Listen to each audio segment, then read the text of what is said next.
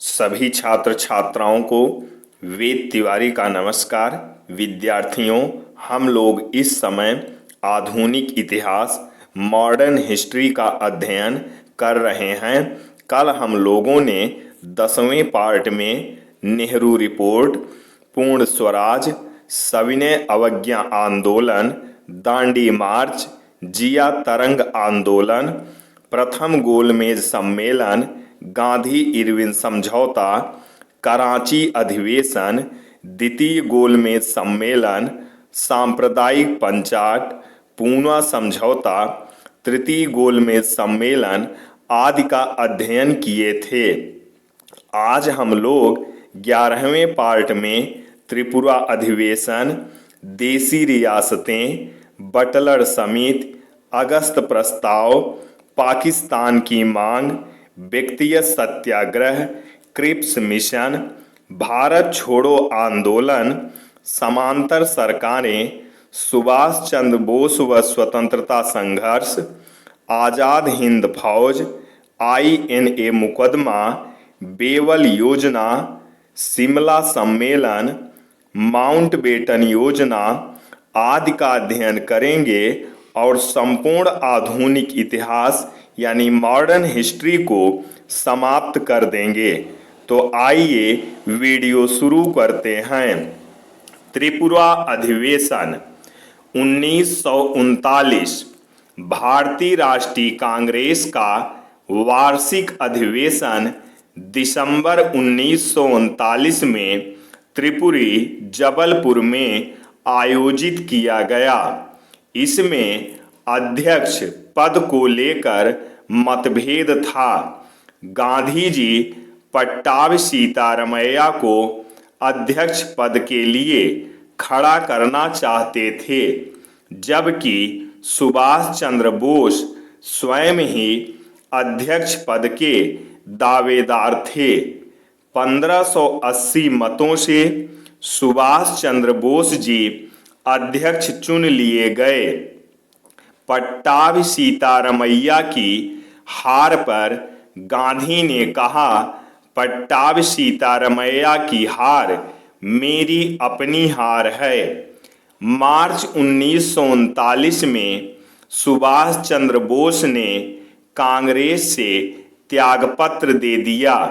सुभाष चंद्र बोस के कांग्रेस से त्यागपत्र देने के बाद डॉक्टर राजेंद्र प्रसाद जी को कांग्रेस का अध्यक्ष बनाया गया। मई 1939 कांग्रेस से त्यागपत्र देने के बाद सुभाष चंद्र बोस ने फॉरवर्ड ब्लॉक नामक पार्टी की स्थापना की। देसी रियासतें, देसी रजवाड़े। रजवाड़े का मतलब राजा होता है। ब्रिटिश शासन के समय देश में 562 देसी रियासतें थी। सबसे बड़ी रियासत हैदराबाद, सबसे छोटी रियासत बिलवारी। नरेंद्र मंडल 108 बड़ी रियासतों को मिलाकर नरेंद्र मंडल बनाया गया, जिसका मुख्य उद्देश्य देसी रियासतों व ब्रिटिश शासन के बीच आपसी तालमेल बिठाना था। नरेंद्र मंडल का गठन 1921 में किया गया था। बटलर समिति 1927 नरेंद्र मंडल व ब्रिटिश साम्राज्य के मध्य संबंधों की जांच करने के लिए बटलर समिति का गठन किया गया। अखिल भारतीय जन कांग्रेस मणिलाल कोठारी, GM अभयंकर, बलवंत राय मेहता ने दिसंबर 1927 में इसका गठन किया। इस पार्टी ने देसी रजवाड़ों में राजनीतिक जागृति पैदा कर दी। अगस्त प्रस्ताव 8 अगस्त 1940 वायसराय भारत सरकार लॉर्ड लिनलिथगो। द्वितीय विश्व युद्ध की शुरुआत 1939 में उस समय हुई जब नाजी जर्मनी ने पोलैंड पर आक्रमण कर दिया था। प्रथम विश्व युद्ध 1914 से 1918 तक, द्वितीय विश्व युद्ध 1939 से 1945 तक। तत्कालीन वायसराय लॉर्ड लिनलिथगो ने भारतीय जनता से विचार विमर्श किए बिना ही भारत को जर्मनी के विरुद्ध युद्धरत राष्ट्र घोषित कर दिया। रामगढ़ अधिवेशन 1940 मौलाना अबुल कलाम आज़ाद की अध्यक्षता में रामगढ़ अधिवेशन आयोजित किया गया। इसमें यह प्रस्ताव रखा गया कि यदि केंद्र में अंतरिम सरकार के गठन का मौका दिया जाए तो युद्ध में समर्थन किया जा सकता है। कांग्रेस का समर्थन प्राप्त करने के लिए लॉर्ड लिनलिथगो ने एक प्रस्ताव रखा जिसे अगस्त प्रस्ताव कहा गया। अगस्त प्रस्ताव प्रमुख अंतरिम सरकार के गठन के प्रस्ताव को नामंजूर कर दिया गया। युद्ध के बाद एक संविधान निर्मात्री संस्था के गठन का प्रस्ताव, युद्ध सरकार परिषद के गठन का प्रस्ताव, पाकिस्तान की मांग 23 मार्च 1940, मुस्लिम लीग का लाहौर अधिवेशन 23 मार्च 1940 में संपन्न हुआ। इस अधिवेशन में पहली बार मुस्लिम लीग ने पाकिस्तान की मांग की। इस अधिवेशन की अध्यक्षता मुहम्मद अली जिन्ना ने की। जिन्ना का मानना था कि एक पृथक मुस्लिम राष्ट्र के अतिरिक्त कुछ स्वीकार नहीं। इस अधिवेशन में पाकिस्तान की मांग का प्रस्ताव खली कुज्मा ने रखा था। मुसलमानों के लिए एक पृथक राष्ट्र का जनक मुहम्मद इकबाल। इलाहाबाद अधिवेशन 1930 में मुस्लिम लीग का अधिवेशन में इकबाल ने पृथक राष्ट्र की विचारधारा सामने रखी। पाकिस्तान शब्द का प्रयोग सबसे पहले चौधरी रहमत अली ने किया था। चौधरी रहमत अली कैम्ब्रिज विश्वविद्यालय का स्नातक छात्र था। Now and never we to live नामक पर्चा बांटा था। व्यक्तिगत सत्याग्रह 17 अक्टूबर 1940। व्यक्तिगत सत्याग्रह की शुरुआत 17 अक्टूबर 1940 से मानी जाती है। पहले सत्याग्रही आचार्य विनोबा भावे थे और दूसरे सत्याग्रही पंडित जवाहरलाल नेहरू थे। Cripps mission 1942। 22 मार्च 1942 को सर स्टेफर्ड की अध्यक्षता में एक मिशन भारत आया जिसे क्रिप्स मिशन कहा गया।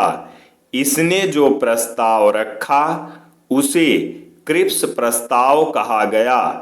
प्रस्ताव: युद्ध के बाद भारत को एक डोमिनियन स्टेट अधिराज्य का दर्जा दिया जाएगा।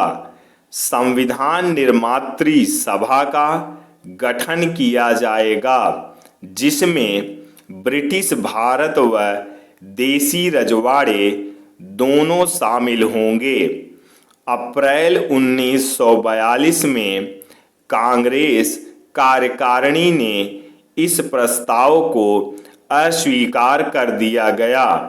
महात्मा गांधी ने क्रिप्स प्रस्ताव को पोस्ट डेटेड चेक दिनांक उत्तर दिनांकी चेक कहा। जवाहरलाल नेहरू ने कहा, ऐसे बैंक के नाम जो टूट रहा है। भारत छोड़ो आंदोलन 1942। 14 जुलाई 1942 को वर्धा में कांग्रेस कारिणी की बैठक में भारत छोड़ो आंदोलन शुरू करने का प्रस्ताव रखा गया। 7 अगस्त 1942 को मुंबई के ऐतिहासिक ग्वालियावाला टैंक में वर्धा प्रस्ताव को मंजूरी दे दी गई। 8 अगस्त 1942 को भारत छोड़ो प्रस्ताव पारित कर दिया गया। भारत छोड़ो आंदोलन के समय ही महात्मा गांधी ने पहली बार करो या मरो, डू और डाई का नारा दिया। 9 अगस्त 1942 को ऑपरेशन जीरो आवर चलाकर समस्त वरिष्ठ कांग्रेसी नेताओं को गिरफ्तार कर लिया गया। ऑपरेशन जीरो आवर का संबंध भारत छोड़ो आंदोलन से संबंधित है। महात्मा गांधी व सरोजिनी नायडू को आगा खां पैलेस में रखा गया। जवाहरलाल नेहरू, गोविंद वल्लभ पंत, अबुल कलाम आजाद, जेबी कृपलानी, पट्टाभी सीतारमैया, इन सबको अहमदनगर जेल में रखा गया। जयप्रकाश नारायण हजारीबाग जेल में रखा गया और जेल तोड़कर फरार हो गए। डॉक्टर राजेंद्र प्रसाद को पटना जेल में बंद कर दिया गया था। भारत छोड़ो आंदोलन स्वतंत्रता संग्राम का एकमात्र आंदोलन था जो कि नेतृत्व विहीन था। जनता ने स्वयं नेतृत्व संभाला। यह विश्व का सबसे बड़ा जन आंदोलन माना जाता है। उषा मेहता, राम मनोहर लोहिया, वी.एम. खाकर ने भूमिगत रेडियो का संचालन किया करते थे। रेडियो मुंबई व नासिक में बनाए गए थे। उषा मेहता का संबंध भारत छोड़ो आंदोलन से था। राम मनोहर लोहिया नियमित रूप से रेडियो का संचालन करते थे। कस्तूरबा गांधी की समाधि आगा खां पैलेस में है। समांतर सरकारें भारत छोड़ो आंदोलन के दौरान कई जगहों पर समांतर सरकारें स्थापित की गईं।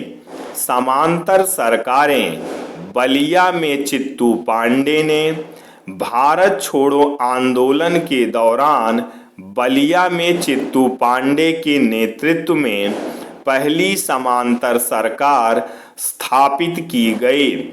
दूसरी समांतर सरकार बंगाल के तामलक नामक स्थान पर स्थापित की गई। तीसरी समांतर सरकार महाराष्ट्र के सतारा में स्थापित की गई। यह सबसे लंबे समय तक चलने वाली सरकार थी। यह सरकार वाई.वी. चाहवाण व नाना पाटिल द्वारा स्थापित की गई। सुभाष चंद्र बोस व स्वतंत्रता संघर्ष 2 जुलाई 1940 को सुभाष चंद्र बोस को भारत सुरक्षा कानून रासुका के तहत नजरबंद कर दिया गया। 27 जनवरी 1941 को चमत्कारिक ढंग से गायब हो गए।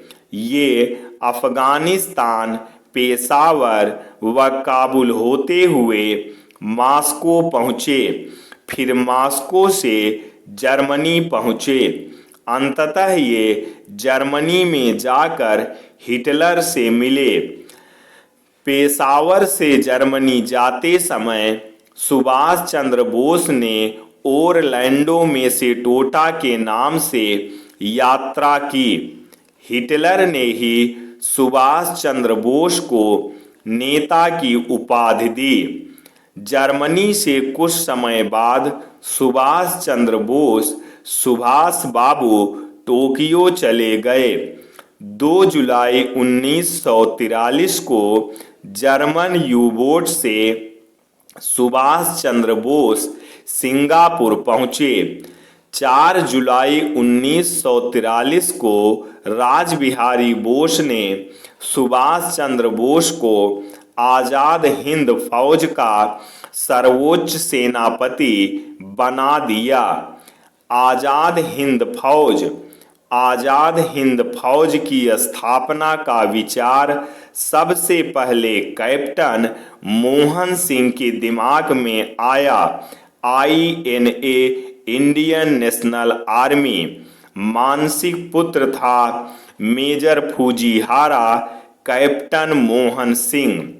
टोक्यो सम्मेलन 1942 में आज़ाद हिंद फौज का गठन रासबिहारी बोस ने किया था। आज़ाद हिंद फौज की पहली ब्रिगेड का गठन सितंबर 1943 में किया गया। आज़ाद हिंद फौज की पहली डिवीजन का कैप्टन मोहन सिंह को बनाया गया। 31 दिसंबर 1943 को आज़ाद हिंद फौज ने अंडमान निकोबार द्वीप पर कब्जा कर लिया। शहीद द्वीप, अंडमान द्वीप, स्वराज द्वीप, निकोबार द्वीप। रानी लक्ष्मीबाई के नाम पर सुभाष चंद्र बोस ने झांसी ब्रिगेड की स्थापना की। झांसी ब्रिगेड सिर्फ महिलाओं के लिए थी। कैप्टन लक्ष्मी सहगल इसी झांसी ब्रिगेड की सदस्य थी। आज़ाद हिंद फौज में 3 ब्रिगेड थी: Subhash brigade, Gandhi brigade, Nehru brigade. Shahnawaz Khan Subhash brigade के कैप्टन थे। म्यांमार, नागालैंड की सीमाओं पर आक्रमण करते समय सुभाष चंद्र बोस ने कहा, तुम मुझे खून दो, मैं तुम्हें आज़ादी दूंगा। दिल्ली चलो का नारा सुभाष चंद्र बोस ने दिया था। जुलाई 1944 में सुभाष चंद्र बोस ने सिंगापुर से रेडियो प्रसार करते समय गांधी को सबसे पहली बार राष्ट्रपिता कहकर संबोधित किया। INA मुकदमा नवंबर 1945। इसे लाल किले का मुकदमा कहा जाता है। आज़ाद हिंद फौज के सैनिकों का लाल किले में मुकदमा चलाया गया। मुकदमे के तीनों अभियुक्त कैप्टन प्रेस सहगल, कैप्टन शाहनवाज, गुरुबख्श सिंह ढिल्लो। इस मुकदमे में पैरवी करने वाले वकील, बचाव पक्ष के वकील भूला भाई देसाई प्रमुख वकील, कैलाश नाथ काटजू, तेज बहादुर सप्रू, आसफ अली, जवाहरलाल नेहरू बाद में। इस मुकदमे के बाद पहली बार लॉर्ड बेवेल ने वीटो पावर का प्रयोग कर INA के सभी अभियुक्तों की सजा को माफ कर दिया था। कैप्टन रशीद भी INA मुकदमे में मुख्य अभियुक्तों के साथ थे। कैप्टन रशीद को आजीवन कारावास की सजा सुनाई गई थी। बेवल योजना 4 जून 1945 को लॉर्ड बेवेल ने शिमला में एक सम्मेलन का आयोजन किया, जिसे बेवल योजना कहा गया। 4 जून 1945 को ही लॉर्ड बेवेल ने राजनीतिक गतिरोध को समाप्त करने के लिए बेवेल योजना प्रस्तुत की। बेवेल योजना का मुख्य उद्देश्य राजनीतिक गतिरोध को समाप्त करना था। शिमला सम्मेलन 25 जून 1945 बेवेल योजना पर विचार विमर्श करने के लिए शिमला में एक सम्मेलन आयोजित किया गया, जिसे शिमला सम्मेलन कहा गया। 4 जून 1945 को बेवल योजना, 25 जून 1945 को शिमला सम्मेलन, वायसराय लॉर्ड बेवेल। शिमला सम्मेलन के बाद वायसराय की कार्यकारिणी परिषद में 14 स्थानों में 6 स्थान मुसलमानों को प्रदान कर दिए गए। माउंटबाटन योजना 3 जून 1947, इसे वायसराय लॉर्ड माउंटबेटन के द्वारा प्रस्तुत किया गया। इसे मनबाटन योजना भी कहा जाता है। लॉर्ड माउंटबेटन भारत के अंतिम गवर्नर जनरल थे। भारत आने का उनका मुख्य उद्देश्य देश को स्वतंत्र कराना था। इसी योजना में भारत विभाजन का प्रस्ताव दिया था। 14 जून 1947 को भारत विभाजन का प्रस्ताव भारतीय राष्ट्रीय कांग्रेस ने गोविंद वल्लभ पंत की अध्यक्षता में स्वीकार कर लिया। भारतीय स्वतंत्रता अधिनियम 1947 में पास कर दिया गया। सैयद वारिस अली शाह की मजार बाराबंकी देवा शरीफ में, सैयद सालार की मजार मसूद गाजी बहराइच में। तो बच्चों, ये था आपका आधुनिक इतिहास, मॉडर्न हिस्ट्री। अब इसके बाद कुछ पेज में बहुत अच्छे अच्छे पारिवारिक थॉट्स लिखे गए हैं, जो कि आप लोग अवश्य पढ़ना और इसे पढ़कर अपने जीवन में एक बदलाव लाना और अपने परिवार में अपने माता पिता का ख्याल रखना, उनकी सेवा करना और उनकी देख रेख करना आपका परम कर्तव्य है। तो विद्यार्थियों, इस आधुनिक इतिहास को पढ़कर आप कोई भी कंपटीशन का एग्ज़ाम आराम से दे सकते हैं और बहुत ही अच्छे नंबर पा सकते हैं। तो विद्यार्थियों, ये सब एक से बढ़कर एक थॉट्स लिखे गए हैं आधुनिक इतिहास में, जो कि बहुत ही प्रेरणादायक थॉट्स हैं। इसके बाद ये आखिरी पेज है आधुनिक इतिहास का। तो विद्यार्थियों, अब मैं आप लोगों से इजाज़त लेना चाहता हूँ। ऐसी ही वीडियो पाने के लिए हमारे चैनल को सब्सक्राइब करना ना भूलें। जय हिंद, जय भारत, वंदे मातरम, सत्यमेव जयते।